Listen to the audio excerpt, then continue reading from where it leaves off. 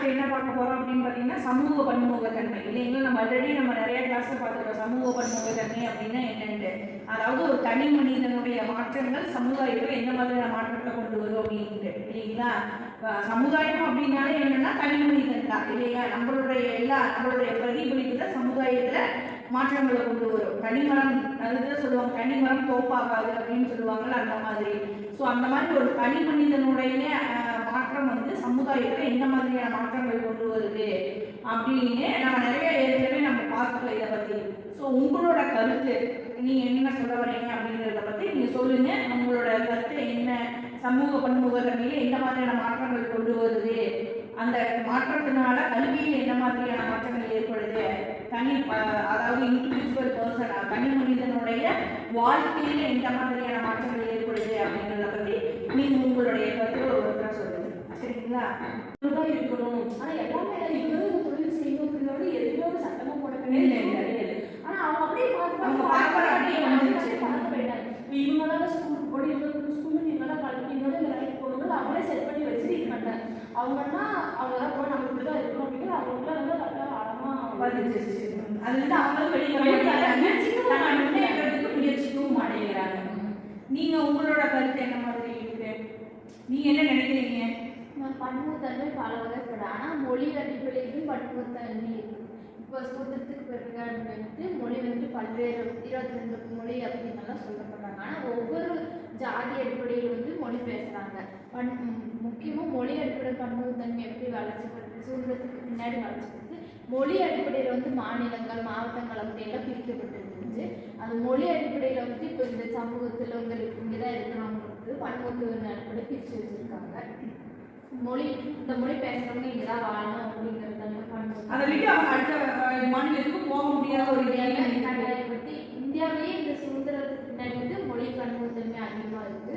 அதே மாதிரி தனிநபர் வேறுபாடு எல்லாரும் சமம்னு சொல்லி இந்தியாவிலே சொல்றாங்க. ஆனால் தனிநபர் வேறுபாடு இந்தியாவில் சாதி மத இனம் எல்லாத்துலேயும் அடிப்படையில் இருக்குது.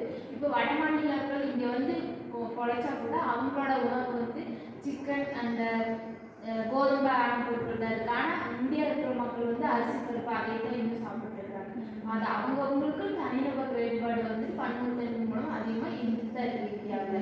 இந்தியாவோட குடியரசு நாடு சொன்னாலும் பன்முகத்தன்மை அதிகம் இருந்த நாடாக காணப்படுது. இந்த ஜாதி அடிப்படையில் பன்முகத்தன்மை இருக்குது.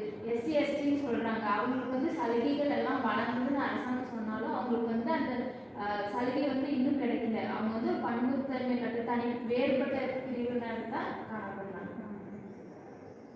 என்னதான் இது பண்ணினாலுமே நிறைய சலுகைகள் கொடுத்தாலும் என்ன பண்ணாலும் அவங்களுக்குள்ள இப்போ நம்மளே ஒரு இதில் நான் மாறணும் அப்படின்னு நினைச்சாலும் அந்த மாற்றங்கள் முதல்ல அதை அக்செப்ட் பண்ணிக்கணும் இல்லைங்களா.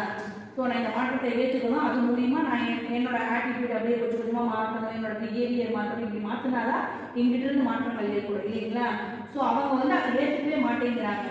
ஒரு விழிப்புணர்வு கொடுத்தாலுமே அந்த விழிப்புணர்வை ஏற்றுக்கிட்டு ஆமாம் இந்த மாதிரிலாம் இருக்குது, நம்ம சமூகத்தில் ஒடுக்குறாங்க, அந்த ஒடுக்கப்படுற மக்கள்லேருந்து நம்ம முன்னேறி போகணும் அப்படின்னு பேரண்ட்ஸும் நினைக்கிறாங்க. பேரண்ட்ஸ் நினைச்சாலும் ஸ்டூடெண்ட்ஸ் அந்த இதுக்கு அவங்க இடம் கொடுக்க மாட்டேங்கிறாங்க இல்லைங்களா.